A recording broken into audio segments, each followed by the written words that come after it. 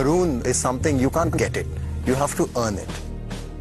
In army fraternity, the symbol maroon, if you're wearing a maroon, maroon is the color of airborne forces all over the world. So if you're wearing a maroon, you don't have to speak for yourself, because it speaks volumes about what you are and what you are capable of doing.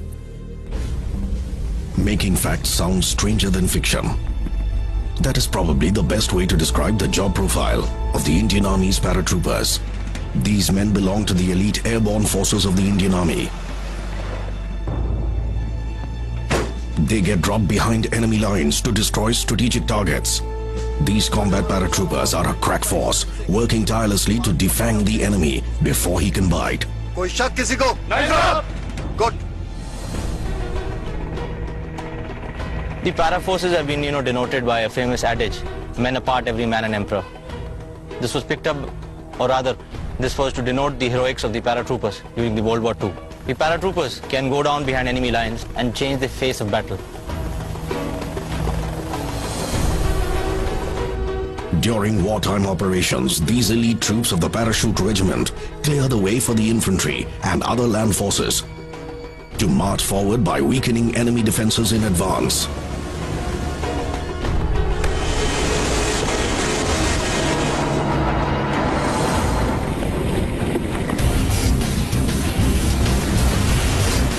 These paratroopers can operate at any time of the day or night. Most of their operations are clandestine in nature. These airborne forces have played a pivotal role during all the wars fought by the Indian Army.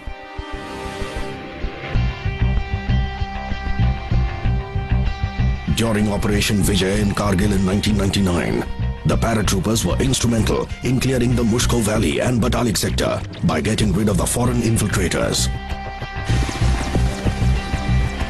In addition to combat roles, the airborne forces are engaged in a variety of tasks, including combat, search and rescue operations, counter-insurgency actions, sabotaging enemy's communication systems, and responding to emergencies that include terror threats from armed insurgents and cross-border terrorists.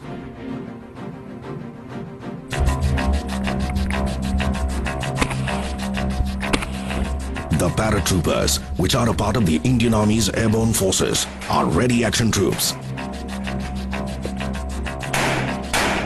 These are inserted in action zones using various means, including heli-borne insertions, slithering, ground vehicles, and military freefall techniques like HALO, that is high altitude low opening, and HAHO, meaning high altitude high opening. These techniques are used by paratroopers to deliver personnel, equipment, and supplies from a transport aircraft with little or no enemy detection. The paratroopers are highly self-sufficient and capable of lifting and airdropping weapons and vehicles straight into the scene of action. An artillery element is integral to these airborne warriors who carry Indian light field gun as part of their arsenal.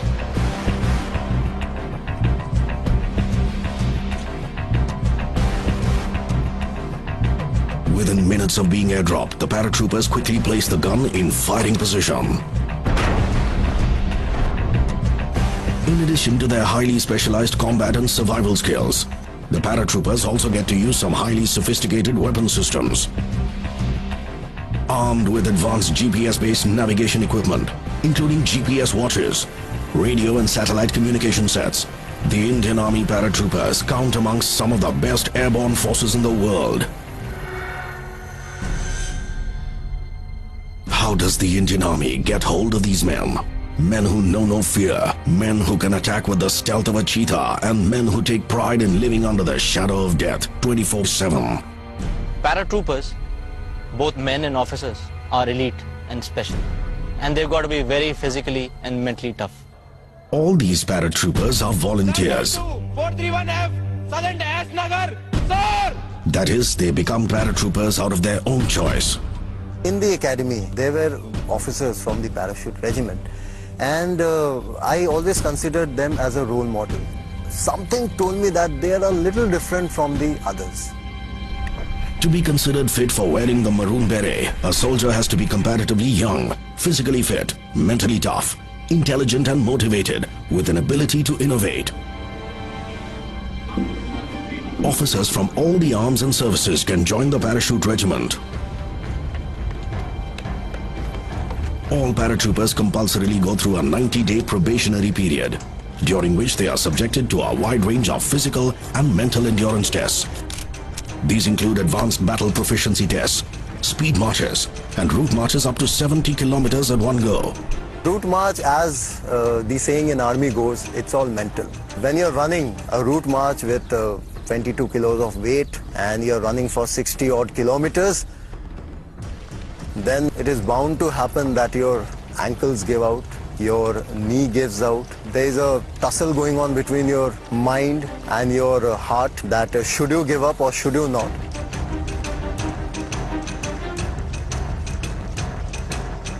And that is where I would say your temperament to carry on in spite of all odds come into play. A person just by his sheer physical strength cannot run 60 to 70 kilometers with such a weight. Their minds and bodies are stretched beyond their limits. They also hone their skills in navigation, medical rescues, demolition handling, and rockcraft. All these assume significance, considering that a paratrooper may have to opt for near impossible routes to reach the enemy and evacuate his buddies injured in action.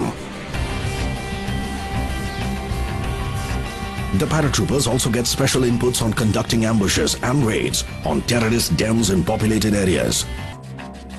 They train to achieve mastery in both conventional as well as unconventional warfare.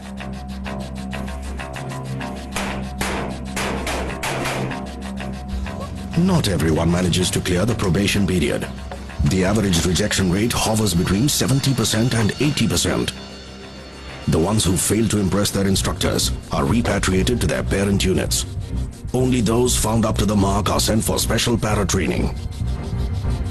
These men also go through highly specialized training modules at various other army institutions in India.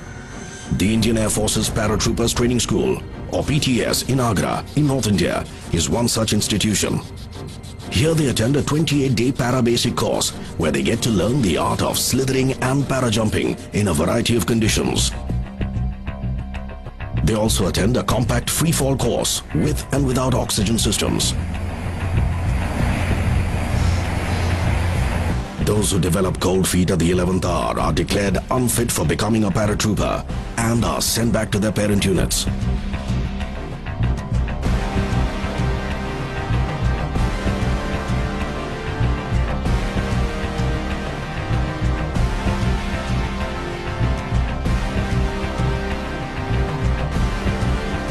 To qualify for wearing these para wings and the maroon beret, each of the trainees must make 5 successful static line para jumps from various heights.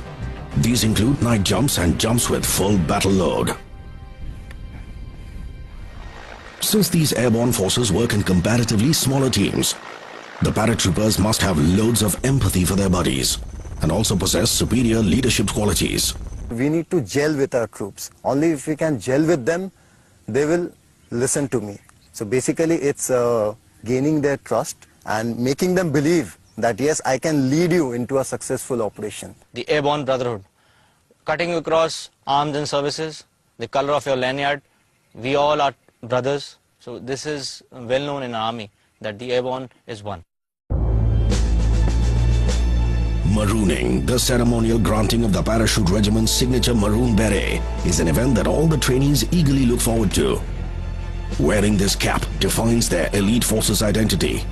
For Captain Dipankar Barua too, marooning was a life-changing experience, but in an entirely different way and for an entirely different reason.